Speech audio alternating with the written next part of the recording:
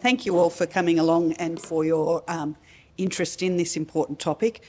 I've been asked to talk from a carer perspective, and I do that in the context of having been the chair at the National Mental Health Commission Advisory Board for 8 years, and very proud to be on that advisory board as a carer and to be sitting at a table where carers, consumers, academic experts and clinicians were all at that table as equals. I do have a carer journey of caring for someone with long-term significant illness. I'm also in the sandwich generation that Bernard didn't really address specifically, but is a really significant generation for many of us. 30% of under 25s still live at home. So you add that on top of the fact that I identify as a carer for my husband when he's not well, and 5 older adults, my aunt and uncle who have no children in Australia, my own parents and my father-in-law. So I'm in that great sandwich generation, which adds anxiety, stress and burden. And I think actually the majority of us should hold carer in our identity pack. We'll often introduce ourselves by our profession, our gender, our relationship status.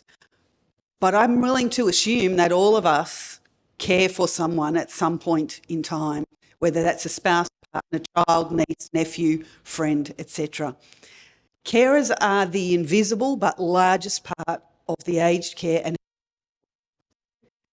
it's a Carers Act that most employers don't actually are not aware of, function aware of in their roles and responsibilities.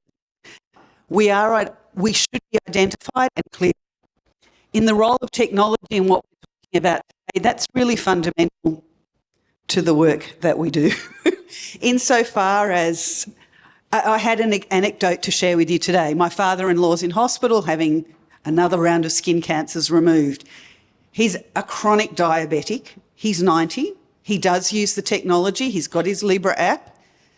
I'm hooked up to that. I could see this morning from 3 o'clock his sugar's going down and down and down because it alarms for me.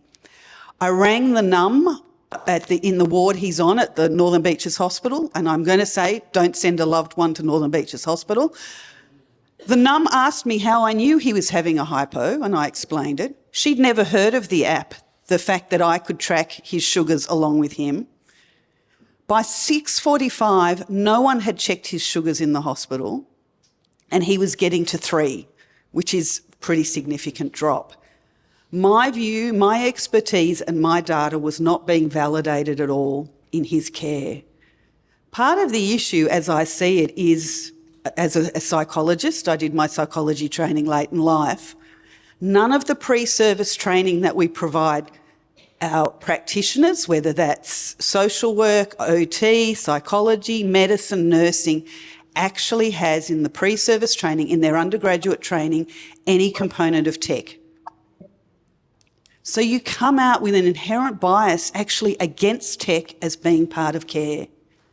And so I think we need to really think about the role of tech in pre-service training in the sectors that we're talking about. And we also need, so that people understand that role. I want to be part of the care, I want to relieve the burden on the system, but actually the system needs to understand that I have a fundamental and valuable role to contribute in that as a voice of advocacy. There are many systems barriers to carers actually having voice in the system and the network, and I think that's really powerful. One of the other points I'd like to make just quickly is I'm also on the board of Australian Unity. We have aged care, independent assisted living and retirement villages. And so I just acknowledge that as an interest. But having worked in the care sector for nearly 20 years, I'm not sure that ageing in place is the optimal model for most Australians when you look at loneliness. And I think one of the things we need to think about is actually 2002 was our first intergenerational report, which actually made ageing and getting older an economic issue, not a community issue, not a social issue.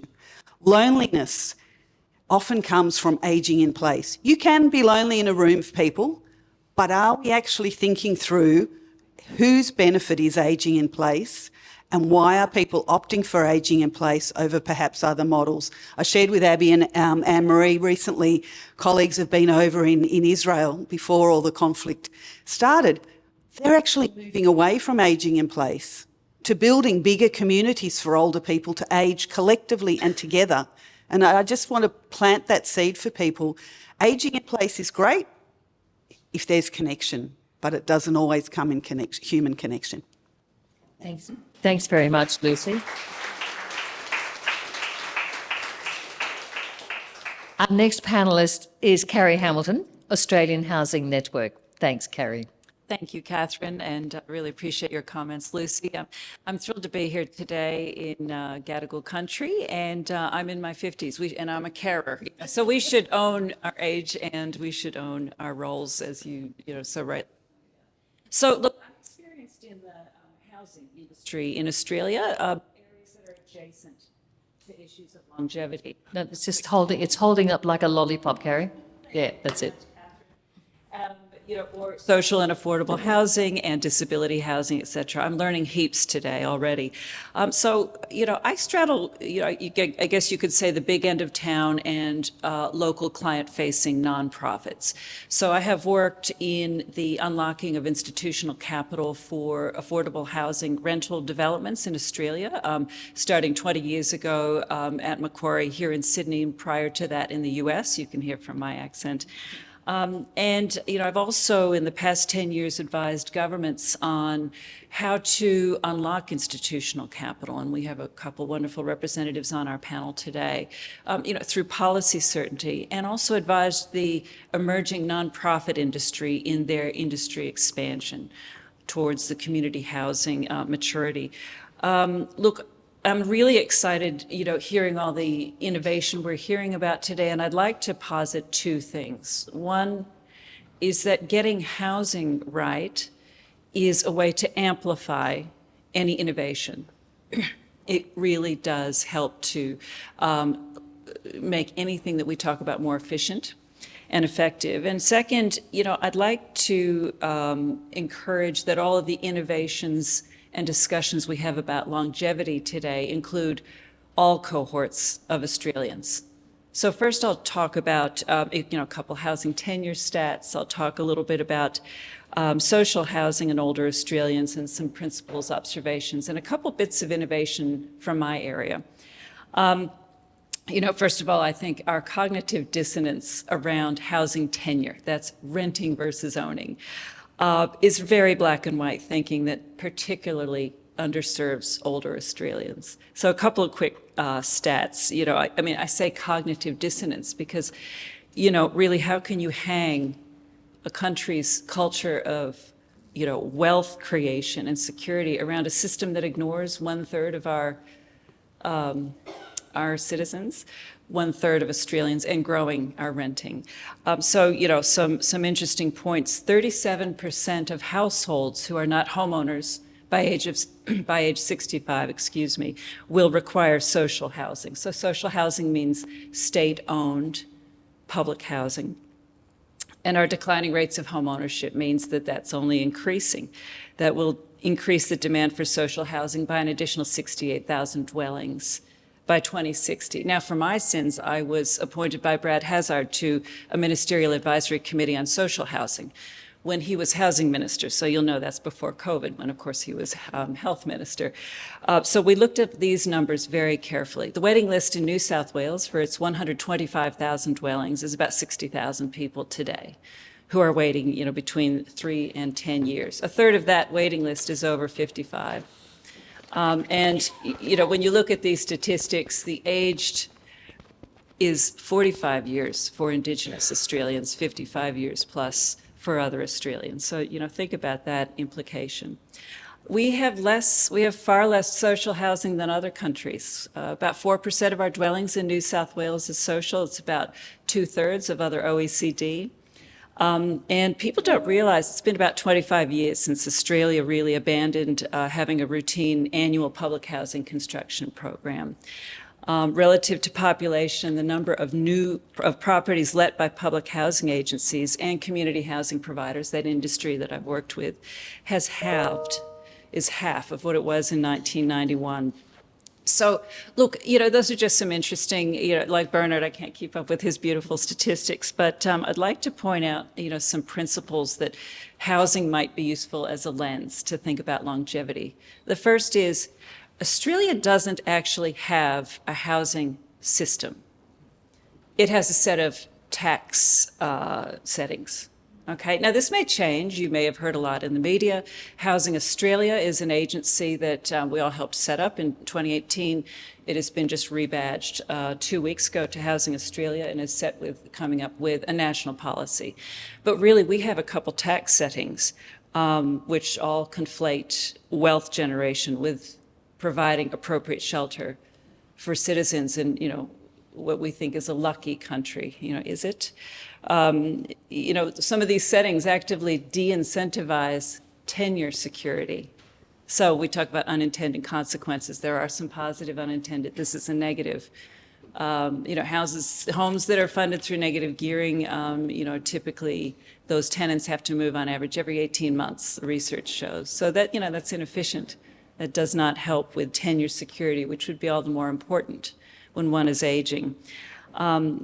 Negative gearing costs Australia about $6 billion a year. That's the same amount that we spend funding all of our social housing in all of our states, territories, and Commonwealth rent assistance. And that pales in comparison to the $60 billion that we decide to spend on exempting the family home from capital gains tax. So look, these are not laws of physics. These are policy choices. I mean, the Henry Tax Review is 2008. You know, like we've looked at this over and over. We will continue to do so, I'm sure.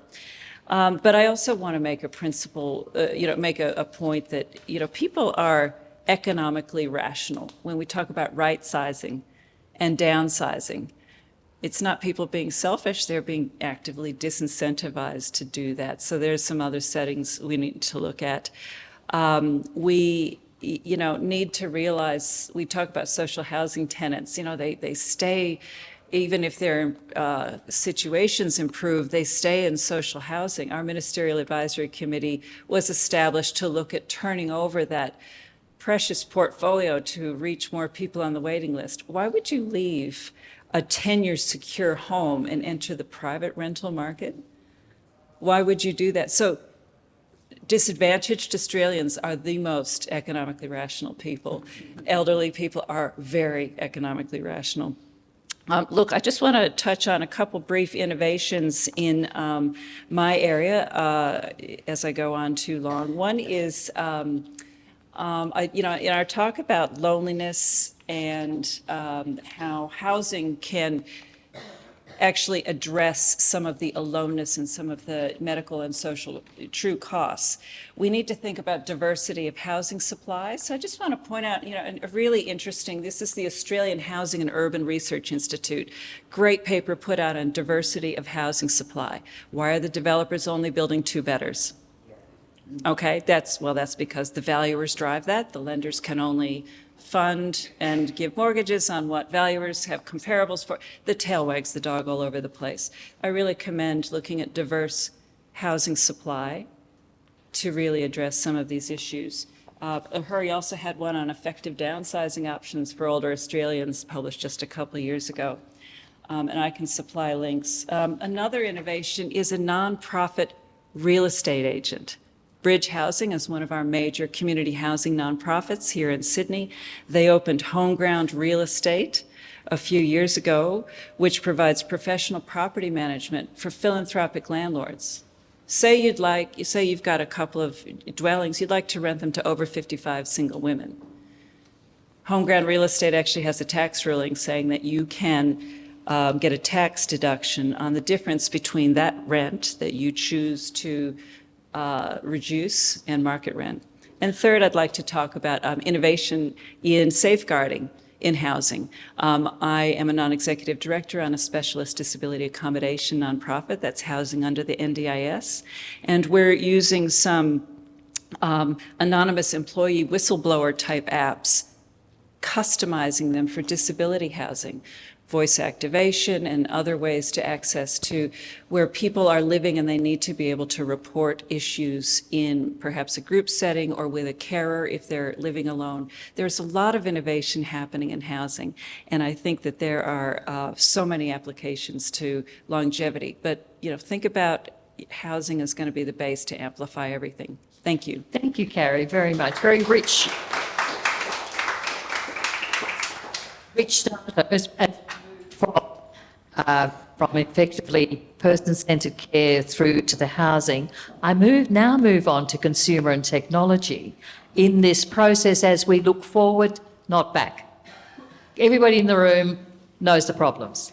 What we're looking today is saying, well, where do we take it from here? How do we move forward?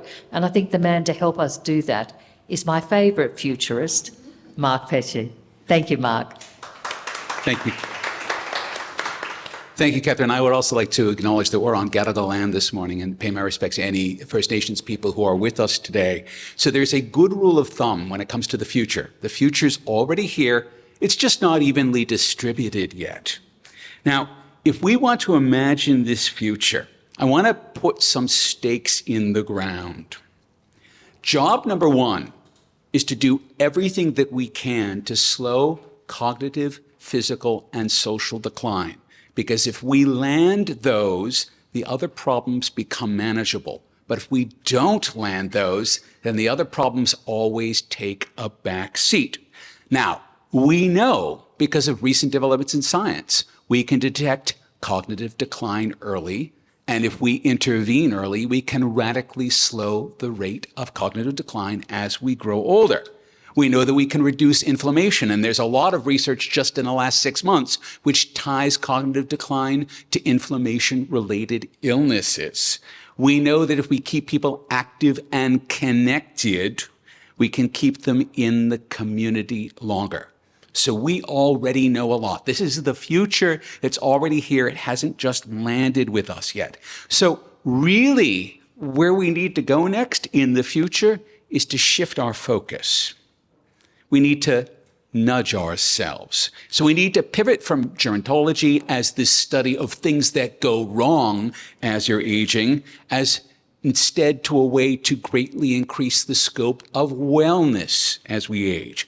We need to shift from doctors as the sole providers of care to a much more broadly based team approach so that you're not sending off text messages in the middle of the night that aren't being listened to because you're not considered part of the team. And we know what those elements are. We know that for all of us, the future, and this is the sad or perhaps the hard truth, the older you get, the more work you have to do. That's actually the deal. We kind of got told the opposite, that as you retire, it's all easier. No. In fact, the older you get, the more physically active you have to be, the more mentally active you have to be, the more socially active you have to be. That, as it turns out, is the deal. We're all just getting across that going, oh, really? Really?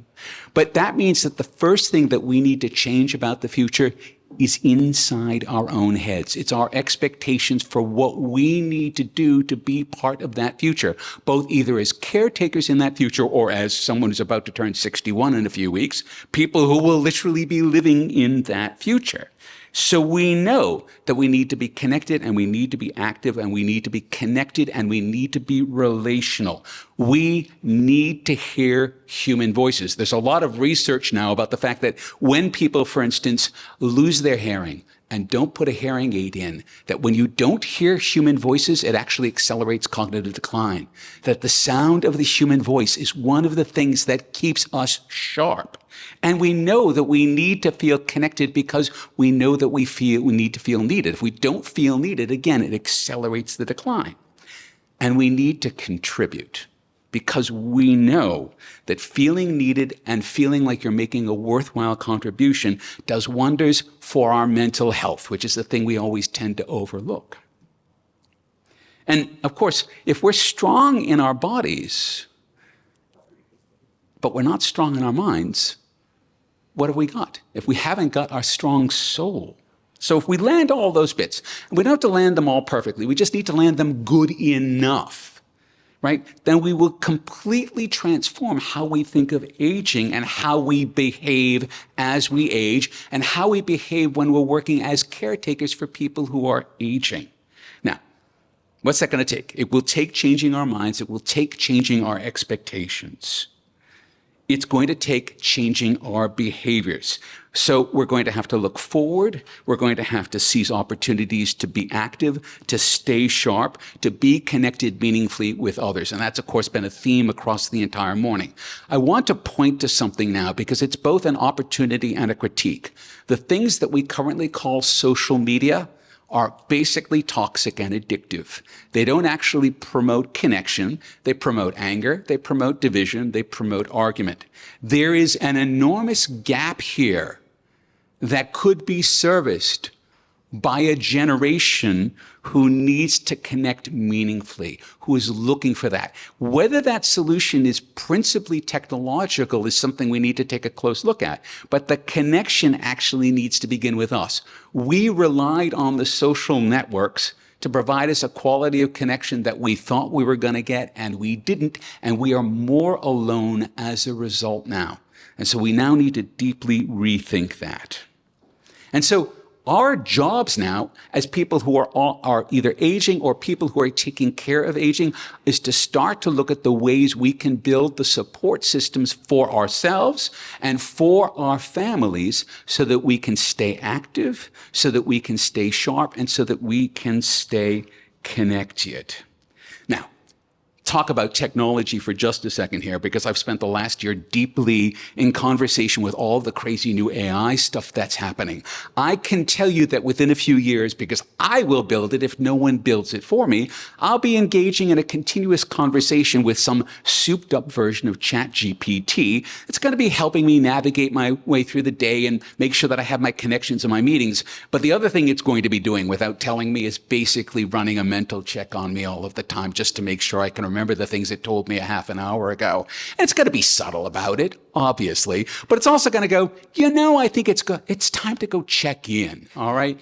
Because when we're doing that, we're building tools, again, like the smartwatch that's everywhere, like the glucose monitor, that help us maintain our wellness for as long as possible. But that will also then, if we build those tools well, become not just our only social interface. Because if ChatGPT becomes our social interface, it will only amplify our loneliness. But if it becomes a social conduit, then it provides a way to ease the connection with other people. We haven't built those tools yet. It's up to us to think about how to build the tools that can support the kind of aging that we want. Thank you, Mark.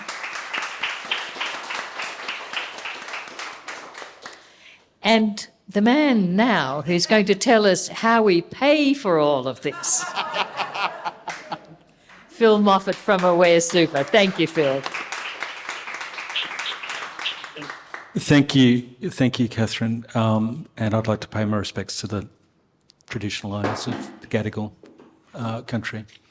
I'm like the Grinch. And I shouldn't be, because according to Bernard, I've just entered lifestyle and I'm not quite at peak contented. You're not at contentment yet. Which I'm glad, because, I feel okay, but I don't feel truly content. And so it's no point having I took my jacket off because I didn't want to be the token suit. I've spent my career as a fund manager managing money. Primarily debt, which funds infrastructure or all the stuff that we need, or the stuff the governments borrow for or companies borrow for. And now I'm on the board of Aware Super, and my main job is I chair the investment committee. So it's $170 billion. It's 1.2 million members, people who work in the caring industry. So, nurses, teachers, policemen, they're our members. Our members care passionately about these issues. We're disproportionately women in our membership, older than most super funds, and lower balances than most of our super funds. So we've got, teachers and nurses who've worked for all of us their whole careers, and we've not paid them very much. They've taken time off along the way. They've not had super when they've had a break. And now when they retire, they've got, I don't know, on average $250,000, some more, some less, but it's not that much money. And so the other thing I'd say is when the investment committee or the board sits around the table and we talk about where we invest money and how we invest it, there isn't a person around that table that doesn't want to support these sorts of initiatives. There isn't a person who doesn't want to, but that's not the rules we play the game by. We'd have a much better Wallabies team if you could pass the ball forward, right? Or, if you could break the rules, it works easier, but you can't. And so as you all probably know, but wish wasn't true, we as a collective, this massive pool of savings in Australia operates on the basis of a sole purpose test. We must invest for the best financial interests of our members. We cannot invest for the best social or happiness of our clients. Now, if those things coincide, that's fantastic. And we bend over in every direction possible to try and make them coincide. So Aware Super's got a program of affordable housing. We're heavily invested in retirement care homes. We absolutely think this is an area that needs to be funded, but it can only be funded when the numbers add up. So the Grinchy part of me is saying to an audience who I suspect are reasonably motivated by goodwill and are focused on policy and the future and happiness and the welfare of our community, unless there's a price on it, it's not going to happen. So everything you're talking about needs to have a price. And then that price needs to be attractive for investors to attract them. Now, it's all very well to talk about, and it's great that there are philanthropic landlords who are prepared to discount their properties. But, and it's great, it's fantastic, but it's just scratching around the edge. It's not going to really address the issues that need to be addressed. My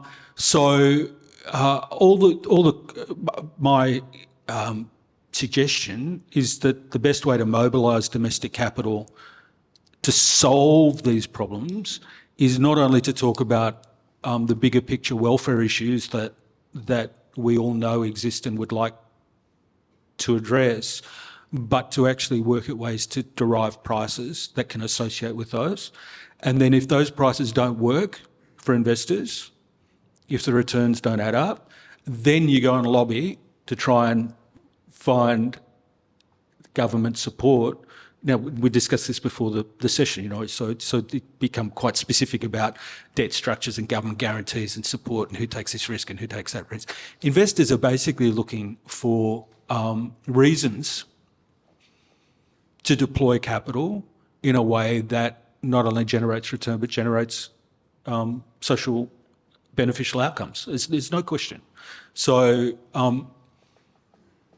until we find a mechanism and we develop a common language, and that language, unfortunately, a lot of you, I'm an economist, I love it, but you probably don't.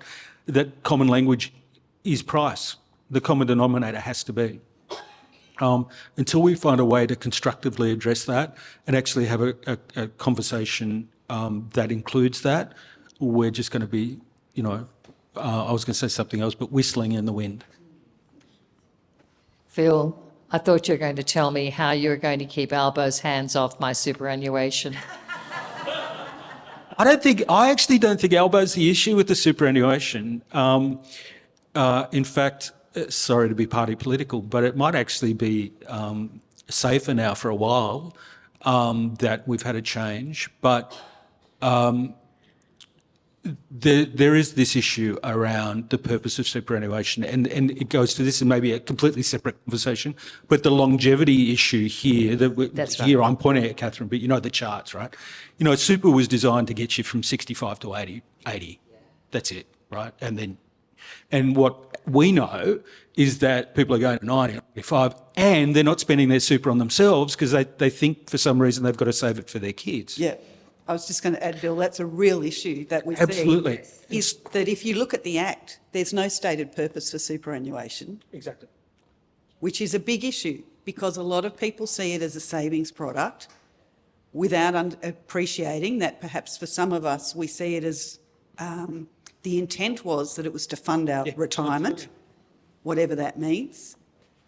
but we're actually expecting people to fund their aged care, which is a reasonable approach to take. But people are saving it as an investment asset for wealth transfer to their children. So we have a lot of money, whether it's tied up in the fund itself or in the hands of those that control their money, actually not doing what it could be doing to improve quality of life for everybody. No, it's absolutely without question. And so it's a very active debate around the table, because supers also now have been asked through the retirement covenant to come up with solutions for retirement where people are living longer. And solutions for retirement could be interpreted simply to mean, an allocated pension product, but it's got to be much more than that.